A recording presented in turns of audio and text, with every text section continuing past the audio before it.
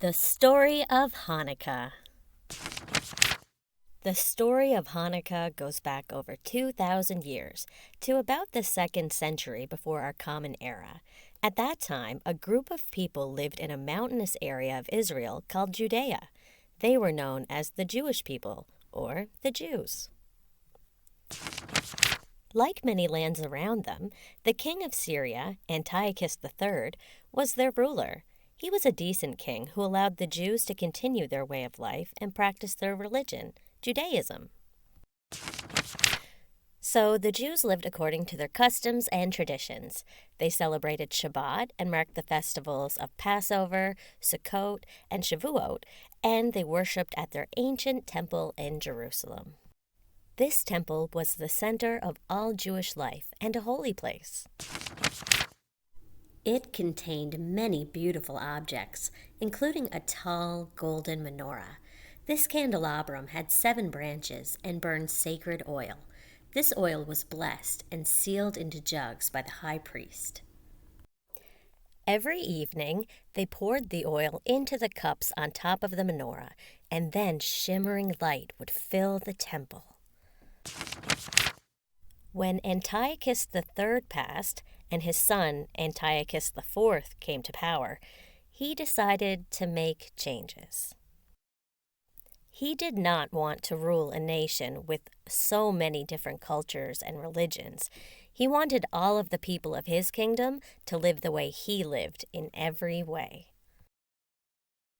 That meant nobody could dress differently than him, worship or pray differently than him, or even eat differently than him. Antiochus and his army went about the lands in the kingdom to force his religion, beliefs, and way of life on all the people he ruled. He completely abolished Judaism. He also commanded that all the Jewish temples be converted or destroyed, including the beautiful one in Jerusalem.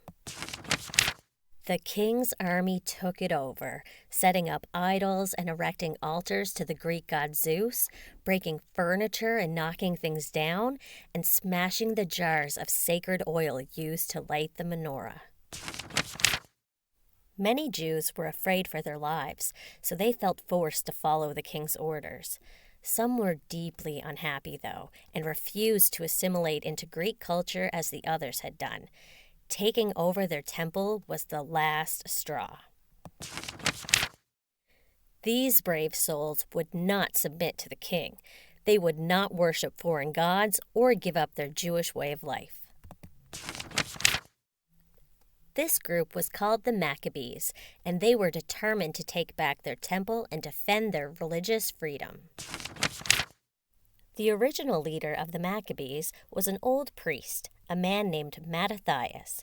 His son Judah, also known as Judah the Hammer, took up the charge after he passed.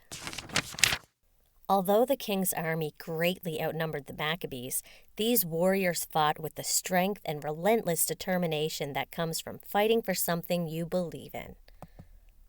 It took time, but Judah and the Maccabees defeated Antiochus and his army. They risked their lives to win the war, and now Judea was free for the next 100 years. As soon as Antiochus and his army were gone, the Jewish people rushed back to reclaim their temple. When they entered again for the first time, they were heartbroken to see it in shambles. The golden pitchers were all tarnished. The marble floors were now cracked and covered with trash, broken furniture, and pieces from the shattered oil jugs. The Jews got to work and lovingly tended to every inch of the temple. They cleaned and purified, removing the signs and symbols of the religion forced on them by their invaders. As they worked, they found a small container of oil. When they lit the menorah, they all thought the small amount of oil they had would only be enough to burn for one night. But then a miracle took place. To their amazement, that small container of pure oil burned and filled the temple with glorious light for 8 days and nights, giving them enough time to get more of the sacred oil. On the 25th day of the Jewish month of Kislev, the Maccabees held a beautiful ceremony to rededicate their temple. Because of the triumphant return of the temple to the Jewish people and the incredible miracle that took place inside over those 8 days and nights, the Jewish elders proclaimed an 8-day holiday, and they named it Hanukkah, which means rededication in their language of Hebrew. To this day, lighting the menorah is a large part of the celebration of Hanukkah, and it reassures them that strength, hope, and determination will always prevail. Want to know more about Hanukkah or find Hanukkah-themed activities for your learners? Check out our Hanukkah countdown calendar. It contains fascinating blogs, teacher-crafted resources, and helpful category pages so you can enjoy the Festival of Lights. Each candle on the Hanukkah has a new resource for each day of Hanukkah, and the first 2 are completely free. Don't forget to like for more content like this and subscribe for more educational stories and content curated especially for Canadian educators. Happy Hanukkah!